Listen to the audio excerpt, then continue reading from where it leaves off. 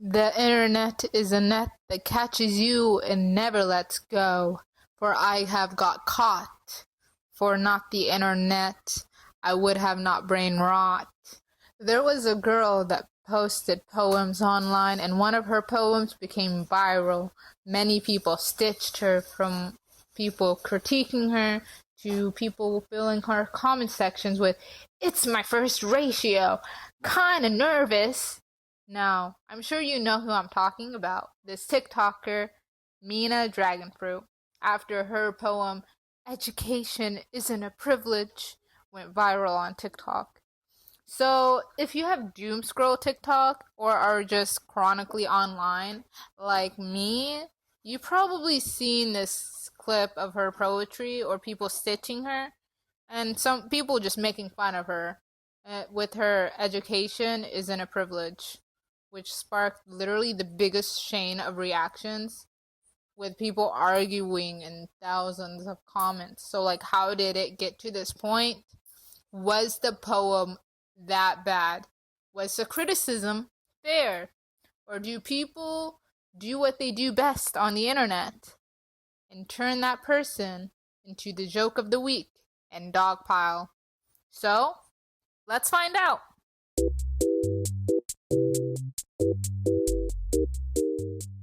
So, who is Mina Dragonfruit? Mina Dragonfruit is a content creator who started her TikTok account on November 2025 and gained attention by posting original poetry. Her video exploring themes like identity, loneliness, emotions, relationships, and social issues. She literally just caters to teen angst. For a while, things have been pretty normal until March of 2026, and things take a turn.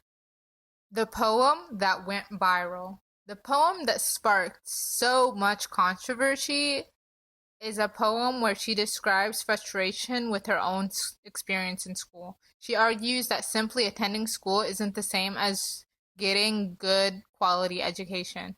As in her poem, she says much of her learning comes from teaching herself, and a lot of her teachers relying on worksheets instead of having active instructions. What it used to be. Look around. Instead of teaching, we get worksheets handed over, tasks thrown across the room, everything available online, and it's still called teaching. Does that sound like privilege to you? I'm tired of being my own teacher, Google being my best friend, because your so-called privilege seems more like neglect wearing a costume. We're expected to understand everything without being taught, to perform without being prepared, to succeed without support, and if we don't, it's our fault. It's always our fault. No one asked why we're lost. They just mark it wrong and move on. No one explains. They just upload another file and call it a lesson. So we're drowning in information but starving for actual guidance.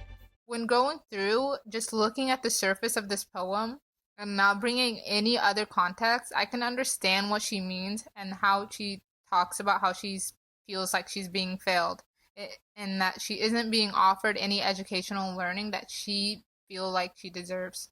But unfortunately, it's hard to not bring other context in, as education always and will be a complex issue.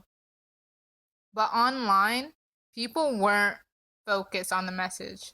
There was a different reaction. Many viewers criticized the way the poem was written, the way it was performed.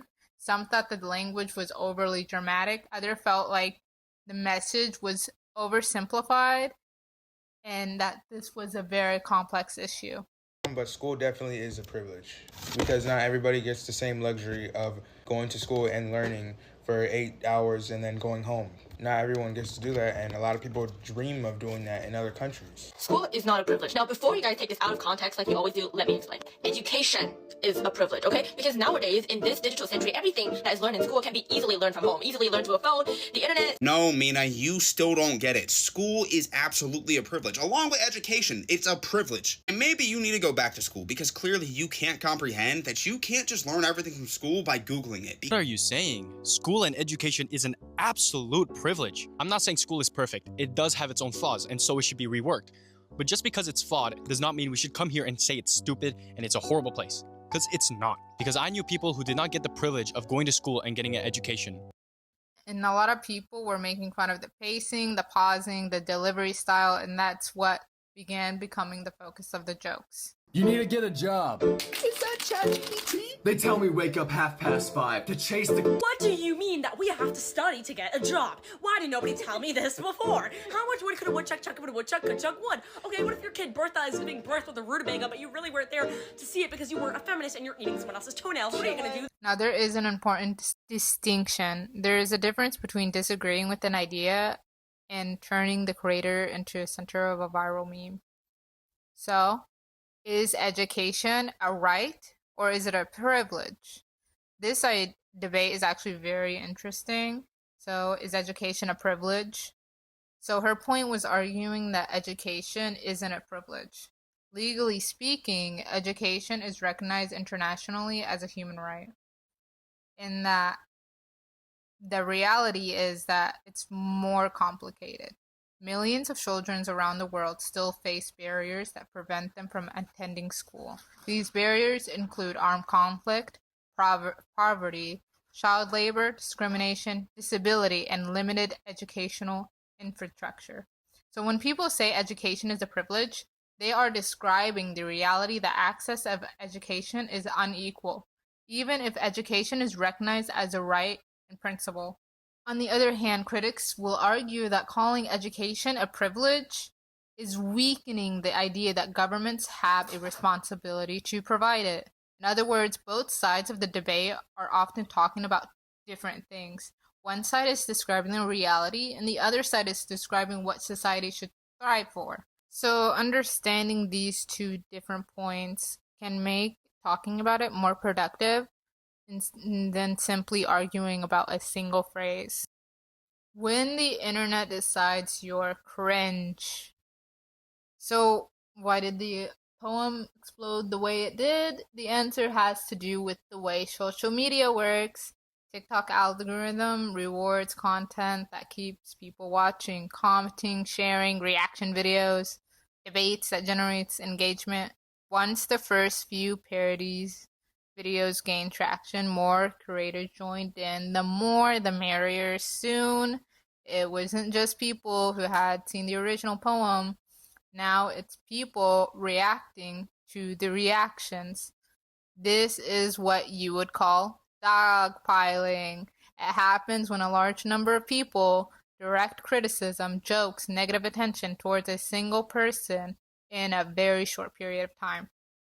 Dogpiling often can start with legitimate criticism, but as more people participate, the focus shifts away from this original issue, if you call it an issue.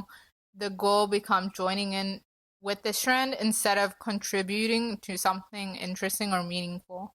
By that point, the creator isn't just receiving feedback, they just begin becoming the internet's latest punchline or people's first ratio. I'm nervous.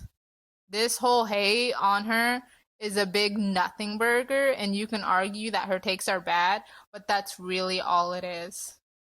Her age. This is something I thought would be important to bring up, because there is also people arguing how old she is in her videos. She confirms that she's 16 when the hate began. But that's when it started, and then I had no idea how to deal with the hate. Obviously, I'm just a 16-year-old girl. How am I supposed to deal with a bucket of hate pouring down on me, you know? Going on the famous birthdays, it also confirms that her birth year is 2009. But so many people have been claiming that she's older, saying that she's 19. Y'all are claiming that I'm bullying a child, right? Why is a child on social media then? Children should not be posting content on social media if they can't handle criticism, which, by the way, we don't even know if she's a child. Her age is not confirmed anywhere. She's not confirmed if she's a teenager or not. From most people I've heard, she's a 19-year-old woman. That's older than me, girl. Don't make content on social media if you aren't ready for criticism. It is a given thing that comes with posting things online. Whether those claims are accurate or not, it's worth asking this question. Would people react differently if they believed she was a teenager versus a legal adult? So, psychology, they often do. People tend to feel more protective towards minors, while adults are generally viewed as being better equipped to handle public criticism, because that's what learning or believing a creator is an adult may make people feel more comfortable criticizing them. So people claiming that she's 19 maybe just a way people can feel more comfortable to organize, ridicule, harass, encourage thousands of people to mock individuals. And that's what's happening, as age may influence how people perceive the person. But in the end, whether she's 19 or 16, she's 16, y'all, doesn't justify the harassment. Although I think we should still continue being cautious about repeating claims y'all be finding on TikTok comment sections, as it literally spreads so fast. So don't confidently don't yell it out like confidently, because you don't know if it's true or not what you find on TikTok section. Remember what we learned in school. Wikipedia isn't a source. So why are you taking comment sections as a source? Come on, y'all. Although the hate that she got on June 12th, she did publish a poetry collection, Slicing Dragonfruit, showing the writing that is something that she herself finds passion for, and she built herself an audience that also connected with her work, which is something she should be pretty proud of herself for accomplishing. The internet, in the end, wasn't reacting to her poem anymore. They're just reacting to other people's reactions. That's all. Bye!